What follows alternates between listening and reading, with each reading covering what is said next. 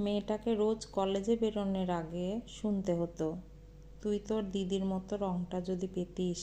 ইস, কেন যে তুই দিদির মতো সুন্দরী হলি না। ইস, তোর দিদি সব দিকে এক্সপার্ট, যেমন রেজাল্ট তেমনি দেখতে। আহা, গানের গলাটাও অনবদ্য। তুই যে কেন এমন গুণহীন হলি রে।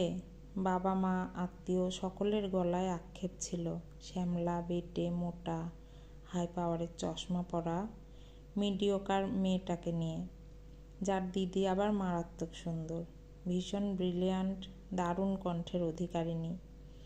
না না, আপনি ঠিক বুঝবেন না।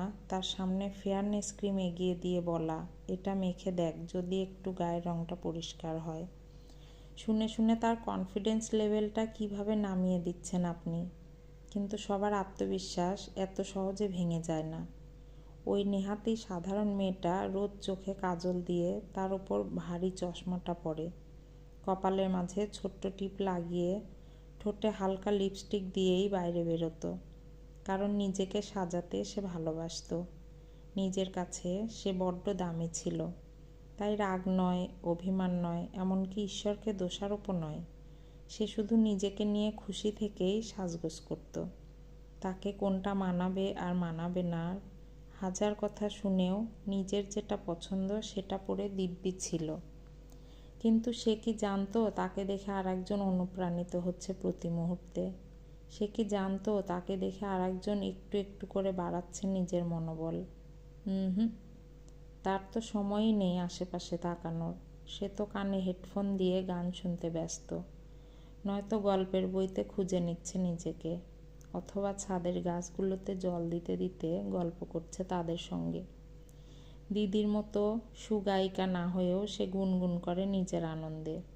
এত কিছুর পরে তার সময় নেই কে তাকে দেখে অনুপ্রাণিত হচ্ছে তাকে খোঁজার। কিন্তু তারপরও সে প্রথম মেসেজটা পেল। কিভাবে ইগনোর করো তুমি সব নেগেটিভিটি? কিভাবে সারাক্ষণ লেগে থাকে তোমার ঠোঁটের হাসি? প্লিজ শিখিয়ে দেবে। আমি প্রতিদিন একটু একটু করে ক্ষয়ে যাচ্ছি, শেষ হয়ে যাচ্ছি। মেসেজের অন্যদিকের মানুষটা তারই পাড়ার মুখচোরা ছেলেটা, যাকে প্রতিদিন শুনতে হয়, দাদার মতো হতে পারলি না তো। দাদা তো 23 বছরে চাকরি জয়েন করেছিল, তুই 29-এ এসেও বাপের হোটেলে খাস। একই বাড়ির ভাত খেয়ে স্কুলে যেতিস। দাদা আজীবন ফার্স্ট হলো, আর তুই 10-এর মধ্যেও থাকতে পারলি না। ছেলেটা ইগনোর করতে পারে না কথাগুলোকে, বরং রক্তক্ষরণ হয় তার।